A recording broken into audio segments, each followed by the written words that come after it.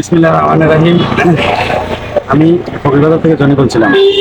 Fakirbazar প্রাণকেন্দ্রে Fakirbazar student কলেজে আমরা একবেলা দুপুরবেলা সবাইকে নিয়ে একবেলা খাবার খাওয়ার উদ্দেশ্যে আমরা গত শনিবার স্কুল কমিটি থেকে একটা অনুমতি নিয়েছিলাম যে আমরা কবে নাগাদ খাওয়াতে পারি। আমাদের থেকে স্কুল কমিটি শুক্রবার রাত্রে আমাদের বলছে শুক্রবার রাত্রে আপনারা খাওয়াইতে পারবেন। এখানে প্রথম অবস্থা তারা ফকিরবাজার স্টুডেন্ট কলেজে খাওয়াইতো বিরিয়ানি অথবা খিচুড়ি খাওয়াইতো। তো এই এক পর্যায়ে দেখা গেছে বিরিয়ানি খিচুড়ি খাওয়াইয়া আসলে একটা মানুষ জীবনযাপন করতে পারতেছে না। সেই ক্ষেত্রে এই সিস্টেমটা একটু চেঞ্জ করে ভাত মাংস অথবা মাছ যার সামর্থ্য অনুযায়ী ওদিকে চলে গেছে।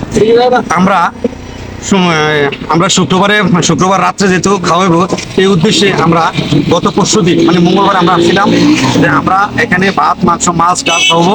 এই কারণে যেহেতু প্রত্যেকটা মানুষ একটা খাবার খায় ন্যূনতম দুপুরবেলা পেট ভরে। দুপুরবেলা খাওয়াইতে গেলে রাত্রে কিন্তু তেমনটা মানুষের খাবারের কোনো চাহিদা থাকে না। তা আমরা মঙ্গলবারে রাতে এখানে যারা সমন্বয়কারী প্রধান আছে ওনার কাছ থেকে আমরা সময় নিয়েছি যে আমাদের খাবারটা দুপুরবেলা দেবো। সমন্বয়কারী প্রধানটা কে? এটা দুলাল মাস্টার। আচ্ছা, হ্যাঁ, দুলাল মাস্টার থেকে বললাম তখন দুলাল মাস্টার শিডিউল দেখে দেখলো বৃহস্পতিবার দুপুরবেলা আমাদের এই ছোট ভাই ওনারা দুপুরবেলা বিরিয়ানি অথবা খিচুড়ি করবো। তো চিন্তা করে দেখলাম দুপুরবেলা যেহেতু বিরিয়ানি অথবা খিচুড়ি করবো সেক্ষেত্রে দুপুরবেলা খানাটা বিরিয়ানি অথবা খিচুড়ি না করে আমরা ভাত মাংসটা দিয়ে দেই আর বিরিয়ানি খিচুড়িটা শুক্রবার রাত্রে চলে যাক। এই ক্ষেত্রে আমরা এই উদ্দেশ্যে আমরা এগিয়ে গেলাম যে আমরা বৃহস্পতিবার দুপুরবেলা বিরিয়ানির পরিবর্তে আমরা ভাত মাংস নিয়ে এখানে যারা আছে তারা আসলে কেউ নিরীহ না, অবহেলিত না, তারা আমাদের মা বোন ভাই এবং তারা আমার বাপ মা। তাদের সাথে এমনও লোক আছে আমাকে 10 বার না আমাকে 50 বার কিনতে পারবো। আজকে তারা হয়তো ফানির কারণে বন্যার কারণে আমাদের এখানে আসছে।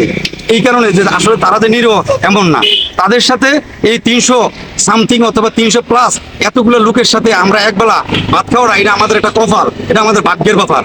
আমরা চাইছিলাম যে আমরা এই এলাকার তরুণ সমাজ যারা আছি 15-20 জন মিলা যে আমরা একবেলা তাদের সাথে আমাদের মা বোন আমাদের ভাই বোনের সাথে তাদের সাথে একবেলা বসে আমরা ভাত খাই। এই উদ্দেশ্যে আমরা প্রণীত করে আমরা বৃহস্পতিবার না যখন আমরা বুধবার রাত্রে দুলাল স্যারের জিজ্ঞেস করলাম স্যার আমরা আগামী দিন, তাহলে ঠিক আছে তোমাদের আগামী দিন তোমরা দুপুরবেলার পরে আমরা খরচপাতি করে আগে গেলাম। আগে আমরা প্রত্যেকটা জিনিস আমরা অ্যারেঞ্জমেন্ট করে পাকশাক করার পরে 1:10 আমরা স্কুল ঢুকলাম, স্যার আমাদের পাকশাক রেডি। আমার তখন স্যার আমাদের বললো যে তোমরা যে 1:30 খাবার আনবা 2টা খানা শুরু হবে। আমরা এখান থেকে ভ্যান নিয়ে গেলাম, ভ্যান নিয়ে আমরা এই খাবারগুলো নিয়ে স্কুল ঢুকলাম। স্কুল ঢুকার পরে দেখলাম একটা সিন্ডিকেট এখানে অন্যরা কি যে বিরিয়ানি না খিচুড়ি আনছে আইনা সবার হাতে হাতে দিয়ে দিচ্ছে। এখানে ভিতরে যারা আছে যারা খাইছে তারা বলছে ভাই এগুলা কেমন যে একটু গন্ধ হয়ে রয়েছে বা সকালের মনো পাক। আসলে আমরা এখানে সবার লে চাইছিলাম স্বতঃস্ফূর্তভাবে মন থেকে আমরা একবেলা ভাত মাংস আমরা যাই খাই আমরা সবাই মিলা একবেলা খাই, কিন্তু আমাদের এই আশা পূরণ হলো না। আমরা যখন কমিটির কাছে জিজ্ঞেস করলাম কমিটি বললো তখন আমাদেরকে বলতেছে এগুলো রেখে দাও, রাত্রে খাবার নেবো। আমরা তো রাত্রে খাবারের জন্য রাতে তাদের সাথে খাওয়ার জন্য আমরা এগুলো পাক করি নাই, আমরা তো দুপুরবেলা খাবো ওই চিন্তা করিয়া আমরা এগুলো পাক করছি। তাহলে আমরা এতগুলো মানুষের মনে কষ্ট দেওয়ার কি দরকার ছিল? তাদের যদি শিডিউলে এত বিঘ্ন থাকতো, তাদের যদি খাবার এত পরিমাণে কিনে থাকতো তাহলে আমাদের তো একটা শিডিউল দেওয়ার দরকার ছিল না। তাহলে কি ফকিরবাজার স্টুডেন্ট কলেজে খাবার অতিরিক্ত হয়ে গেছে না কম হয়ে গেছে এটাই বুঝলাম না। দুলাল মাস্টার বললো যে এবারে জিজ্ঞেস করলে বলে না আমরা পর্যাপ্ত পরিমাণ খাবার পাই না। তাহলে খাবার না এখানে কি সিন্ডিকেট? এই সিন্ডিকেটটা মানে বুঝলাম না। এখানে দালাল কারা, মধ্যস্থকারী কারা, এই জিনিসটা তো বুঝতে পারতেছি না। 1:10 যে লোকগুলো আমাদেরকে বললো যে আপনারা খাবার আনেন 1:30 খানা শুরু হবে, এই 20 মিনিটের ভিতরে এই দালাল চক্র কারা যে খানা দিয়ে বললো? তাহলে আমাদের এই 5 ডেক খানা আমরা যাদেরকে নিয়ে খাবো আশা করছিলাম, তাহলে আমাদের খানাগুলো কেন পরে হবে, কেন এক সাইড করে রাখবো, রাতে খাবো পরে খাবো? তো এটা নিয়ে দুলাল মাস্টার বললো এই ব্যাপারে কিছু জানে না যে আপনারা 2 ঘন্টা পরে এক লোক করে বললাম না আশ্রয় কেন্দ্র আপনাদেরকে 1-2 ঘন্টা পরে আমরা খাবারটা দিই। হ্যাঁ বললো ভাই দেখেন আমরা তো মেশিন না যে 2 ঘন্টা পরে ওগুলো আমরা খাইতে পারবো। আমরা এখন যা খাইছি খেয়ে ফেলছি এখন আর খাইতে পারবো না। তাহলে আমরা এই খানাটা রাত্রে কেন খাবো, দুপুরবেলার পাকটা রাত্রে কেন হবো? যদি এরকম হইতো আমরা বলে দিত যে এখন আপনারা খাবাইতে পারবেন না, আমাদের শিডিউল নাই, আমরা একদিন পরে দিতাম নাইলে না খাবাইতাম। এটা তো এমন না যে গিভ অ্যান্ড টেক আমরা কিছু খাইলাম এখান থেকে কিছু ফোজাতে টাকা নিলাম, এটা না। আমাদের উদ্দেশ্য হলো এখানে যারা আছে তারা আমাদের আত্মীয় স্বজন মা ভাই বোন প্রতিবেশী সবার নিয়ে আমরা একটা সম্মিলিতভাবে একটা বেঞ্চে একটা কাতারে বসে আমরা একবেলা খাইলাম, এটাই তো আমাদের উদ্দেশ্য। এর তো বড় উদ্দেশ্য নাই। আচ্ছা এই বিষয়টা আরেকটা বিষয় হচ্ছে এই বিষয়টা নাকি দুলাল স্যার জানে না এখানে যে আছে। না এখানে আমরা সম্পূর্ণ দুলাল স্যার থেকে আমরা এটা অনুমতি নিয়েছি।